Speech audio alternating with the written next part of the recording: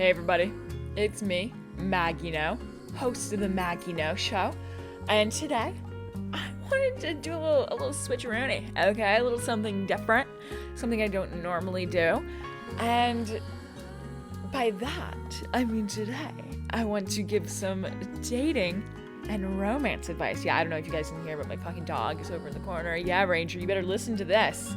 All Ranger knows about romance is to sniff butts of female dogs, and that's all he's got. So listen in. Use those big-ass fucking ears, Range.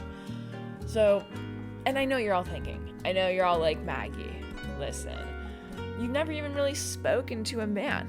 How could you possibly know anything about romance? Well, listen. I don't come up with this advice on my own.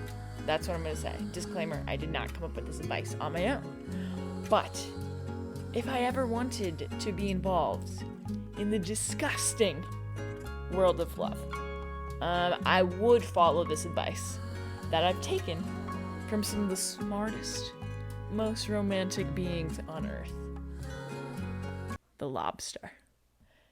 And I know for all of you coming here for dating advice, as I know many of you do, I imagine you are thinking about clicking away right now. That what I'm saying is fucking ridiculous. This is useless. And I'm not going to argue with that. This is pretty fucking useless. But I think you should let me explain anyway. Because if you pull up the anatomy of a lobster, you will see its bladder is directly underneath its brain. That's where it gets all its smarts from. All the urine just seeps into the brain. Super intelligent animal.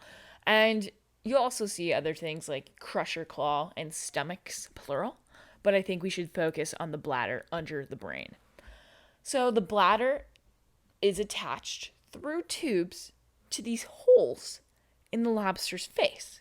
So when lobsters pee, they pee out of their faces. I'm not making this up. You can look up the diagram anatomy of a lobster. I know I study global studies and shit like that, but I can get a little sciencey. Now, you might be thinking, this is a ridiculous place to put the bladder. Why would that happen? Well, you're just not thinking outside of the box enough. Mother Nature, the universe, God, Lobster King, whoever the hell, Larry the Lobster from SpongeBob, gave lobsters this ability to pee out of their face for the ultimate purpose of life. Love. Let me explain. UFC, Conor McGregor type of shit. Like, I really don't know any other fighters except maybe Dora when she finds Swiper on her journey and she fucking lobs him in the face.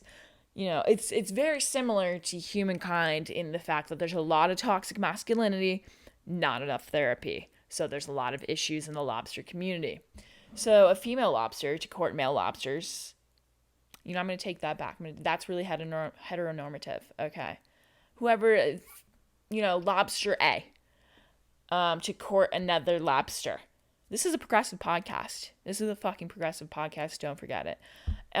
Whoever they want to fuck, they go and try and find the most aggressive, biggest lobster they can find. Larry the Lobster from SpongeBob, whoever else, the biggest lobster, in the tank at the grocery store at ShopRite, the one on top on all the dead lobster bodies. That's the one they want. And once they find that lobster, they, from their face, pee in the other lobster's face. So now, the other lobster, Lobster B, is pissed off.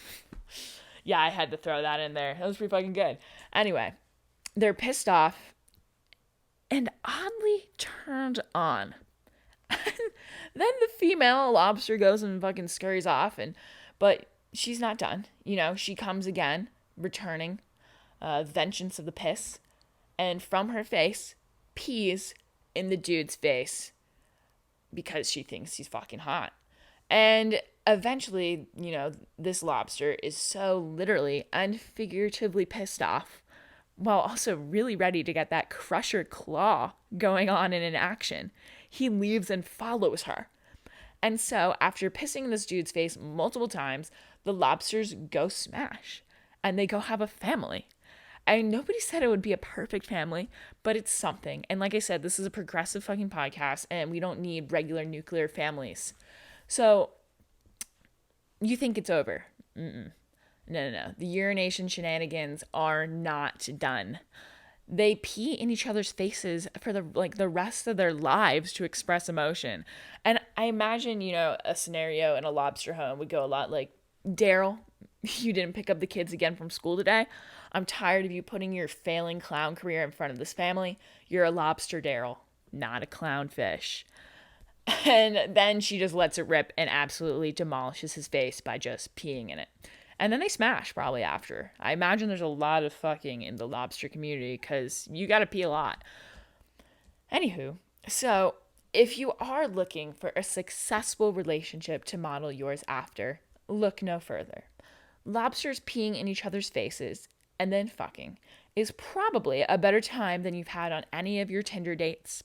So this works on new relationships and marriages. When you show up for your new farmers.com date or Christian Mingle date, just remember, make like a lobster, piss in his face.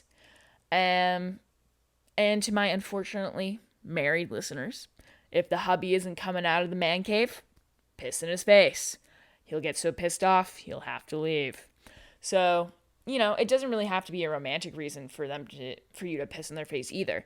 Like, it can also just force them to go deal with the kids and get his face peed on by the fucking kids for once in a while, because you always get your face peed on by the kids. So that's just a life use for this skill.